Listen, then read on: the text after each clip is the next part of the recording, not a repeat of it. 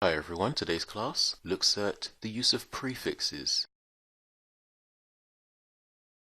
A prefix is placed at the beginning of a word to modify or change its meaning.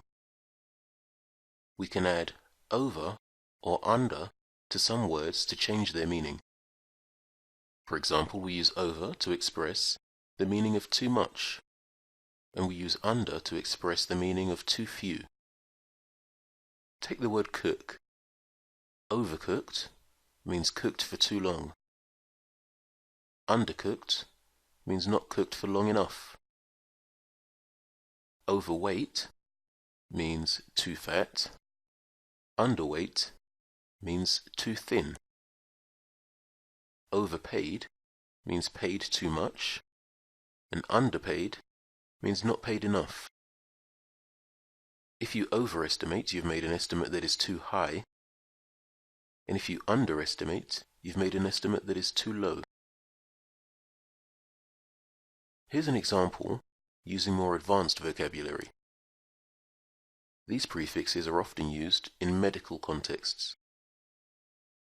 Hyper, meaning above or excessive, and hypo, meaning under or defective. Take the word critical. Hypercritical means excessively critical, and hypocritical literally means critical underneath, or two-faced. We add negative prefixes at the beginning of adjectives, adverbs, or nouns to give them the opposite meaning. Tom is not happy. This can also be said as Tom is unhappy.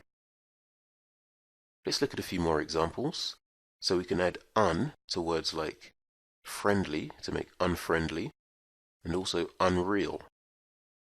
This can be used to form the word dishonest or dissimilar. And in can be used to form the words invisible or incorrect. Not all words that appear to have negative prefixes are negatives. For example, the words universe, discuss, and involve. These words do not use prefixes. There are some variations to the prefix in, which also have the same meaning. Im is used before words beginning with M or P. For example, impossible and immature. Il is used before words beginning with an L. For example, illegal or illogical. And ir is used before words beginning with an R. For example, irreversible and irregular. So here's a more comprehensive list of the various prefixes and their meanings.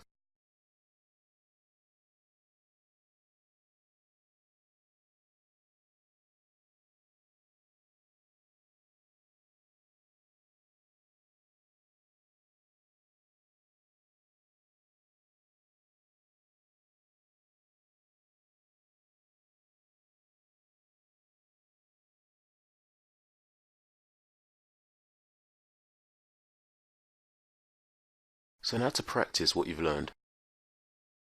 Use under or over as the prefix to complete each sentence.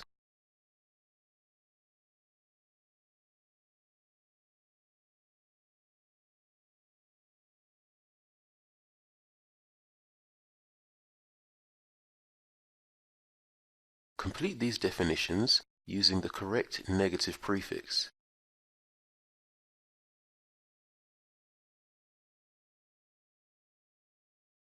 Form the opposite of each word below using the negative prefixes.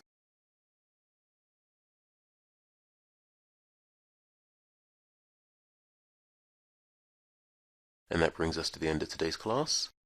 For more information on our one-to-one classes with a native speaking teacher, visit speakeasy1to1.com. Thanks for watching.